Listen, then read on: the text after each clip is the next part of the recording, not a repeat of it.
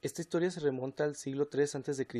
en un lugar llamado la península ibérica, la que hoy conocemos como España y Portugal, donde los romanos llegaron armados con lanzas y espadas, en caballos y carros de guerra, conquistándolos poco a poco, imponiendo sus culturas e idioma, el imponente latín. Dicho idioma poseía dos niveles: el latín vulgar, que era utilizado por el pueblo y era expresivo de cuidado y libre de reglas, y el latín culto, que era utilizado por los poetas y los filósofos y se regía por normas y reglas. Poco a poco, este idioma fue evolucionando de manera distinta en cada región de dicho imperio,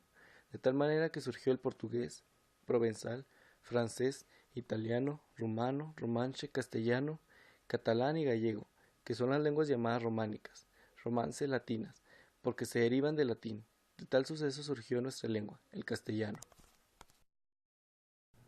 Fue Alfonso X quien declaró el castellano como lengua oficial, y hasta el siglo XVI se impuso el término español al convertirse en la lengua nacional. De hecho, fue el emperador Carlos I quien utilizó por primera vez la expresión lengua española, la cual decía que era tan noble que merecía ser sabida y entendida por toda la gente cristiana, hecha para hablar con Dios. No obstante, la Iglesia fue de mucha importancia para este proceso, puesto que se realizaron intensas labores evangelistas a través de franciscanos y jesuitas, donde impartieron educación a niños y jóvenes de distintos pueblos mediante la construcción de escuelas e iglesias en todo el continente. Debido a todo el proceso y evolución, en 1492 a la fecha, el español se ha extendido por los 5 continentes, además de ser la lengua oficial de España y de 19 países de América y el Caribe, como México, Guatemala, Honduras, El Salvador, Cuba, República Dominicana, Nicaragua, Costa Rica, Panamá, Venezuela, Colombia, Ecuador, Perú, Bolivia, Paraguay, Uruguay, Argentina, Chile y Puerto Rico. Por la génesis y la vida de esta lengua, en lo que se refiere a su léxico, tenemos la siguiente situación.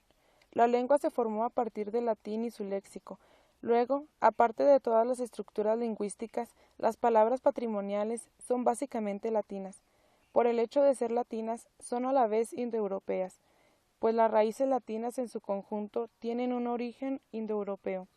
Pero en ese léxico latino vulgar, por ser el latín una lengua viva que también tenía su contacto con otras lenguas, había ya algunos préstamos de otras lenguas que conservamos, como palabras de origen griego que constituyen el principal grupo de préstamos en el latín. Y así, incluso en el Imperio Romano, en la zona oriental, se hablaba corrientemente griego, y así desde el origen tenemos toda una serie de palabras del vocabulario corriente que son remotamente de origen griego, como por ejemplo pena, bodega, perejil, ampolla y teatro. Algunas palabras de origen germánico, introducidas en el latín vulgar, así por una vía o por otra, llegaron al latín vulgar tardío palabras germánicas como por ejemplo guerra, esclavo y rico. Por último, en el latín también había raros términos de distintas lenguas orientales, como por ejemplo la palabra tiro y el verbo tirar, que parecen proceder del persa. Una vez formado ese castellano que sería después llamado español, empezó a adquirir nuevos aportes léxicos debido en parte a sus avatares históricos, de los cuales importa destacar, principalmente un nuevo y gigantesco aporte de palabras de latín sin alteraciones, y este aporte constituye el grupo mayoritario del léxico del español. Son los conocidos cultismos latinos que invaden toda el habla, pues hasta palabras tan corrientes como nocturno y amor son cultismos. Este proceso se debe sencillamente a un hecho: el castellano gestado, como todas las lenguas romances, era en principio una lengua de campesinos analfabetos y gentes muy modestas con un vocabulario limitado, referido a las cosas concretas de la vida. El español llegó al continente americano a través de los sucesivos viajes de Colón y luego con las oleadas de colonizadores que buscaban en América nuevas oportunidades. En su intento por comunicarse con los indígenas, recurrieron al uso de gestos y luego a intérpretes europeos o a indígenas cautivos para tal efecto, que permitiesen la intercomprensión de culturas tan disímiles entre sí.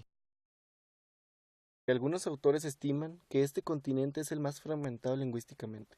con alrededor de 123 lenguas, muchas de las cuales poseen, a su vez, decenas o incluso cientos de lenguas y dialectos. Sin embargo, algunas de las lenguas indígenas importantes, por su número de hablantes o por su aporte al español, son el náhuatl, el taíno, el maya, el quechua, el aymara, el guaraní y el mupache, por citar algunos.